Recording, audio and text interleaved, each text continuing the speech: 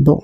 Ah, vous étiez là, vous? Ah bah, vous tombez bien. J'ai rangé mon garage ce matin, avec l'aide de mon épouse, et on veut ranger les vélos, mais vertical. Alors, il faut que je modélise une pièce pour mettre la roue dedans, et pouvoir venir la bloquer. On va se faire ça rapidement, il y en a pas pour longtemps. Bon, ça y est, j'ai enfin reçu mes 4 kg de PLA de chez Anycubic. Donc je vais ouvrir ça, je vais les installer dans la CE Pro. Alors juste avant de faire ça, un premier constat, Anycubic, ils mettent sous vide, mais c'est pas toujours sous vide. Donc j'espère qu'il a pas pris d'humidité ou autre. On va bien voir ça. Toi, il a pas l'air ouvert. Au niveau de la soudure, là, il y a des plis, alors je pense que ça vient de là. Par contre, j'ai pas pris les dimensions, donc je vais déjà faire une ébauche et puis je rediminuerai les dimensions quand je serai allé prendre mes cotes. Ouais, bon, je suis allé voir. 10 cm, ça devrait le faire.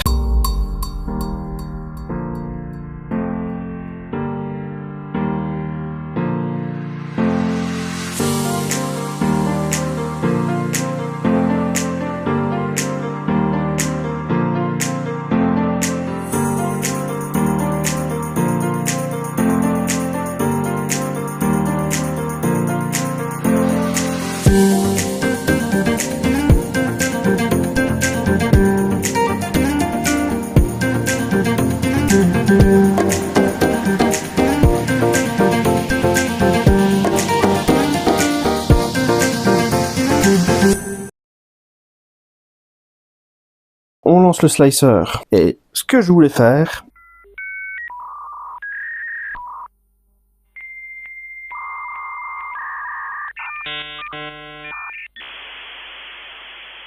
Je vais le mettre debout. Ça, cette face-là. Voilà. Et ce qu'on va faire, parce que je vous dois une pièce imprimée en multicolore. Donc, on va prendre cette pièce-là pour la faire en multicolore, pour faire les tests, savoir si quand on purge la buse dans la pièce, est-ce que c'est suffisant ou est-ce que ça va nous laisser du filament de l'autre couleur et puis que ça va être en fait tout mélangé. Donc, on va faire un essai. Avant toute chose, je vais regarder quand même avec vous.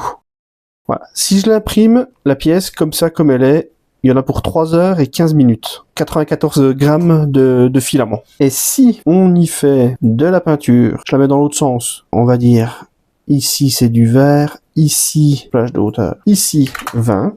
Ah, on peut pas. Ah, bah on peut pas, vous voyez, plage de hauteur, il est maximum 8. Bon, bah on va le faire plusieurs fois. Ça sera de l'à peu près, hein, parce que 8, 16, et puis là, 4. Ensuite, on change de couleur. On n'a pas vraiment changé de temps, ce qui est normal, parce que là, je suis pas dans le bon sens. Et au poids filament, on est à 101 grammes. Tout à l'heure, on était à 94, donc on perd un petit peu, mais c'est normal. C'est la tour de purge. Par contre, ce qu'on veut, nous, c'est la mettre sur cette face-là. Là, on va voir, on devrait déjà être beaucoup plus long. 2 jours à 23 heures. Comment dire? Je ne vais pas la faire en couleur. Enfin, pas comme ça, hein, parce que j'ai pas envie de passer 3 jours là-dessus. En filament, on est à 160 grammes. Donc on n'a pas fait x2, mais pas loin. Je vais quand même vérifier au niveau des purgées dans le remplissage de l'objet. Je vais déjà la redécouper comme ça pour voir. On était à 2 jours et 23 heures. On est toujours à 2 jours et 23 heures. Et on est toujours à 160 grammes de filament. Alors je comprends pas tout. Je comprends pas tout. Si je purge dans l'objet puis que je redécoupe... Ah non, mais je pense qu'il a pris qu'une seule couleur, là, en fait. Oui, voilà, donc ça, c'est pas bon. Bon, je vais pas passer 3 jours sur l'impression de cette pièce. J'espère que vous comprendrez. Je voulais essayer de vous montrer quand même, voir ce que... Mais, vous voyez, l'impression multicouche, enfin multicolore, c'est... Non. Je vais essayer de vous expliquer un peu comment ça marche et pourquoi c'est si long. Alors en fait, l'imprimante va commencer... Je vais pas parler de la tour de purge, hein, pour l'instant, on s'en moque. Mais que vous compreniez le système, l'imprimante va commencer à imprimer cette partie verte. Après, elle va aller changer le filament. Le temps de changement de filament, il est relativement long. Elle va venir faire un coup dans la tour de purge pour retirer ce qui reste de couleur verte dans la partie chaude, dans la buse, quoi. Elle va venir faire ces 2 petits carrés bleus ici et là. Elle va repartir changer de filament. Donc ça va encore être long. Repurger pour venir faire les deux parties violettes ici et là. Elle va repartir changer de filament, purger, etc. Venir faire la première couche de rose. Une fois qu'elle aurait fait sa première couche de rose, là, intelligent, elle va faire la deuxième couche. Mais après, c'est reparti pour un bal de purge. Alors elle repart purger, elle change, elle met le violet, elle vient faire une hauteur sur le violet. Après, elle part repurger, elle fait une hauteur sur le bleu. Après, elle va repurger, elle fait deux hauteurs sur le vert. Et c'est reparti comme ça sans arrêt. Donc c'est pour ça que ça augmente vraiment énormément le temps et le coût au final. Changement de filament, la tour, il y a 55 grammes. Déjà, il y a 55 grammes, ça va à la poubelle, quoi. Quand on voit que la pièce toute seule, elle faisait 94 grammes tout à l'heure en une seule couleur, vous voyez, on a plus de 50% de la pièce en fait qui part en poubelle. Alors peut-être ça peut se paramétrer un peu pour qu'on perde un peu moins de purge, de longueur, mais après si on diminue trop, on risque de mélanger les couleurs. Donc je vais pas le faire. Je peux pas passer 3 jours à regarder faire un pauvre U pour accrocher un vélo au mur. Et après le faire dans l'autre sens, repartir en comme ça, faire comme ça, je vois pas l'intérêt. À la rigueur, on pourrait faire ça, histoire de voir au niveau des changements de couches si elles adhèrent bien. Parce qu'effectivement, il va y avoir un petit temps, le temps qu'elle aille purger, etc. À la rigueur, on pourrait faire ça. On perd pas vraiment de temps, ça c'est pas très grave. On perd pas énormément de filaments, vu que on passe de 94 à 101, donc on a perdu 7 grammes. Ça c'est pas sur 4 changements de couleur, enfin 3 changements de couleur, 4 couleurs, 3 changements. C'est pas très grave. Et on peut peut-être même purger, voilà, dans le modèle. Je comprends pas ce que ça change, mais bon, après, de toute façon pas grand chose vu qu'on est en horizontal.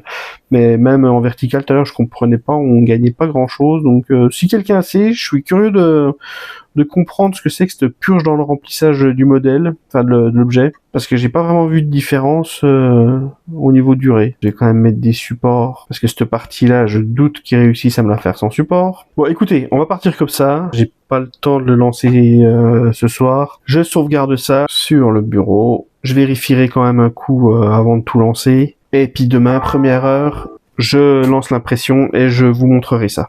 Allez, on se retrouve tout de suite. Enfin, pour vous tout de suite. Pour moi, demain. Bon, voilà, on se retrouve à la fin de l'impression. Ça aura duré 3h40 minutes. Ah, ben, vous voyez, elle était même décollée. Alors, premier constat, et je le remarque, ça fait déjà quelques prints. La première couche, au final, elle est pas aussi terrible que ça. Et bizarrement, c'est depuis que j'utilise le PLA Anycubic. Vous voyez, à cet endroit-là, c'est pas la première fois, je vais vous montrer un print que j'ai loupé, avec une autre couleur, mais pareil, c'est du PLA Anycubic. Et regardez, j'ai le même problème. J'ai refait une mise à niveau. Il y a les puces RFID, donc logiquement, elle est censée mettre les bonnes températures, les bonnes vitesses, etc. Donc, je vais creuser. Si vous savez d'où vient le problème, bah, je veux bien que vous me le disiez dans les commentaires. Et sinon, je vais creuser la question pour savoir. Sinon, la pièce en elle-même, écoutez, elle est propre. Au niveau des changements de couches, il n'y a pas de décalage. On sent rien du tout. Là, elle m'a fait. Alors, soit c'est la couture, soit. Vous voyez, il y a comme un manque là. Il veut pas faire la mise au point. À cet endroit-là, dans l'angle, il y a comme un manque. Bon, après, c'est pas très important pour ce que je veux en faire. Mais pareil, il faudra que je surveille. Je vais essayer de vous faire voir un truc. Regardez, il y a comme un problème de couche. Ça correspond pile avec ma partie là où je vais mettre la ficelle. Vous voyez la partie supérieure. Et ben ça m'a fait. Alors j'espère que ça cassera pas à cet endroit-là parce que c'est bizarre. Bon, on le sent pas des masses. Écoutez, on verra. Je vais aller l'installer. Ça a l'air assez solide de toute façon. C'est légèrement flexible, mais ça c'est normal. Je vais aller l'installer et je vous montre ça. Voilà, je viens de la mettre en place. Pour l'instant, j'ai mis 2 chevilles. On verra ce que ça donne. Et on va faire la première mise en place ensemble.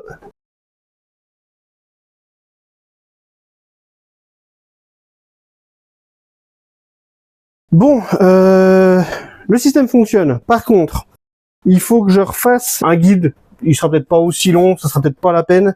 Je vais faire un deuxième U qui va venir dans l'alignement du premier pour guider la roue arrière, parce que si on met le vélo un peu décalé, bah il a tendance à partir dans tous les sens, la fourche tient pas, enfin c'est la galère. Comme vous voyez, j'ai pas fait la goupille, donc je ferai la goupille. Je mettrai un petit fil, quelque chose pour tenir tout l'ensemble, pour pas perdre la goupille, et voilà. Il ne reste plus qu'à faire le deuxième pour le deuxième vélo, et on sera pas mal niveau rangement. Je voulais vous montrer aussi un truc, je sais pas si vous êtes au courant, j'ai 3 pièces à faire. Donc j'ai modélisé la partie inférieure du U là pour mon vélo dans le garage, et j'ai modélisé les 2 goupilles qui iront dans la partie supérieure pour remplacer le tournevis que j'ai mis en attente. Mais je sais pas si vous savez, on peut faire une impression par objet. On a le choix par couche et par objet. Si on choisit par couche, ça va faire la première couche de la goupille 1, la première couche de la goupille 2, la première couche du U. Et après, ça va refaire la deuxième couche du U, de la goupille, etc. jusqu'à finir le U en dernier. Donc les 2 goupilles seront finies en même temps et le U sera fini en dernier. Mais on peut aussi lui demander de le faire par objet. Et si on le fait par objet, si je monte les couches, il ne fait que la première goupille. Une fois qu'il a terminé, il part faire la deuxième goupille. Et une fois qu'il a terminé, il me fait ma dernière pièce. Voilà, je vous en avais pas parlé dans la vidéo de présentation, donc je voulais quand même vous montrer cette possibilité. Après, il faut faire attention au niveau des positionnements pour pas que la tête de l'imprimante vienne taper dans les pièces. De toute façon, il met des messages d'erreur, parce que regardez, ici je déplace, voilà, là il me dit qu'il y a des collisions possibles. Donc si vous avez un doute, un clic droit, organiser, il met tout lui-même, et après vous pouvez découper le plateau et envoyer. Bon, je suis toujours sur mon projet, j'ai refait une pièce, la pièce inférieure, j'ai fait 2-3 modifs dans mon slicer pour voir si ça changeait quelque chose. Donc vous voyez, c'est tous les, entre guillemets, hein, tous les impacts qu'on voit, c'est la couture aléatoire. Parce que sur le slicer, il me la faisait dans l'angle là, et j'avais peur que ça fasse un trou. Comme sur une pièce où j'avais un manque de matière. Donc là, je l'ai mis en aléatoire, comme ça permet de voir un peu ce que ça donne. Et je voulais aussi comparer avec vous l'état de surface de la pièce sur la face. Vous voyez, là, elle est bien texturée. Ah, puis je viens de la décoller devant vous. Hein, donc là, la texture est bien et propre. Ça, donc, c'est du PLA Senu que j'ai depuis un sacré moment, que j'ai laissé un peu en vrac, que j'ai pas vraiment stocké de manière optimale. Et là où je veux en venir, c'est que là, ces 2 pièces-là, elles ont été faites avec du PLA de chez Anycubic. Alors, il y a même un bout de la tour de purge. Et on n'a pas une texture, on voit pas la texture. La première face est pas si belle, hein, vous voyez, là il y a du manque de matière, donc je sais pas de quoi ça peut venir. Les bobines, c'est, voilà, je vous dis, hein, c'est du Anycubic que j'ai reçu il y a une semaine, ce coup-là. Donc il a jamais été ouvert, il a pas traîné je ne sais pas combien de temps ou autre. J'ai refait, hein, donc ça c'est une partie supérieure du hein, j'en ai fait une hier en multicolore. Donc là elle est au mur, donc je peux pas aller la redémonter pour voir, mais vous voyez la texture, hein, elle est propre. Donc ce que j'ai fait, j'ai mis la CE en mode séchoir pour voir si ça va changer quelque chose, parce que je dois refaire encore une pièce à peu près la même la même que je viens de décoller. Donc je vais la refaire avec le filament Anycubic vert. Et comme ça, on pourra voir la différence entre la pièce faite avec le filament noir et celle faite avec le PLA Anycubic qui est équipé du RFID pour comparer. Après, pour ce qui est donc de la couture aléatoire, bon il faudrait que je regarde dans le slicer si on peut, je vais regarder là avant de lancer ma prochaine pièce, si on peut choisir l'emplacement où on la veut. Suivant ce qu'on doit faire comme pièce, c'est pas très chouette quoi, ça fait des impacts un peu partout. Ça pourrait ne pas convenir si c'est une pièce, on va dire décorative. Donc je vous reprends à la fin de l'impression de la prochaine pièce. Bon, l'impression s'est terminée il y a quelques minutes. C'est le moment de de voir ce que ça a donné, surtout au niveau de la première couche.